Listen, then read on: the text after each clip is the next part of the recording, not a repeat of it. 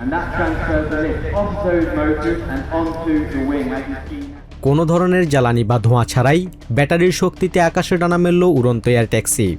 ব্রিটেনের ঐতিহ্যবাহী ফ্রানবোরো আন্তর্জাতিক এয়ারশো 2026-এ অনন্য এই প্রযুক্তির নতুন মোড়ক উন্মোচন করেছে ভার্টিক্যাল অ্যারোস্পেস ও আর্চার এভিয়েশনের মতো শীর্ষস্থানীয় উড়োজাহাজ নির্মাতারা।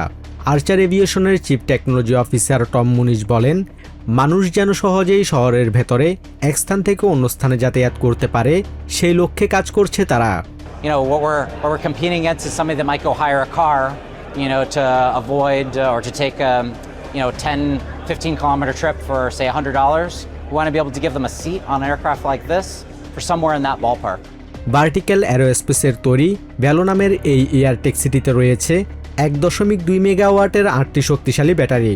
এটি হেলিকপ্টারের মতো সোজা উপরে উঠে আবার বিমানের মতো দ্রুত গতিতে উঠতে সক্ষম। আধুনিক ম্যাটেরিয়াল ও ব্যাটারির অগ্রগতির ফলে এক চার্জে এগুলো প্রায় 160 কিলোমিটার পর্যন্ত পথ পাড়ি দিতে পারবে। One of the nice things about it is a lot of it is a lot of the work is done in the simulator, and our simulators prepare you really well. So the first time I flew the aircraft, it handled exactly as I expected to do, which is very nice. Archer aviation তাদের midnight air taxi নিয়ে 2028 সালে Los Angeles অলিম্পিকে যাত্রী পরিবহনের লক্ষ্য নির্ধারণ করেছে।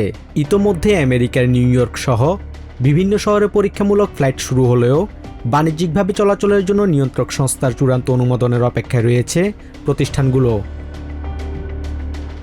পরিবেশ বান্ধব ও শব্দহীন হওয়ায় ভবিষ্যতে শহরের ভেতরের যানজট এড়াতে এই এয়ার ট্যাক্সি পরিবহন খাতে বড় পরিবর্তন আনবে বলে মনে করছেন সংশ্লিষ্টরা। Basudeb Nath, TVN24 news desk.